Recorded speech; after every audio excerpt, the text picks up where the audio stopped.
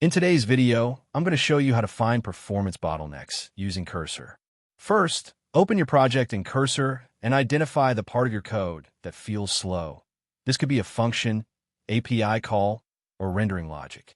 Next, highlight that section of code and open the AI chat. Ask something like, analyze this for performance issues, or where are the bottlenecks in this function? Cursor will review the code and point out potential problems like inefficient loops, unnecessary re-renders, or heavy computations.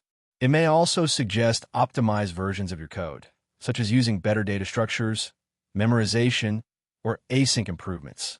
For more complex projects, you can use a codebase and ask, at codebase, where are potential performance bottlenecks, to get a broader analysis. Always review the suggestions carefully and test changes to confirm real performance improvements. And that's it. Thank you for watching this video. Please feel free to use the affiliate link in the description.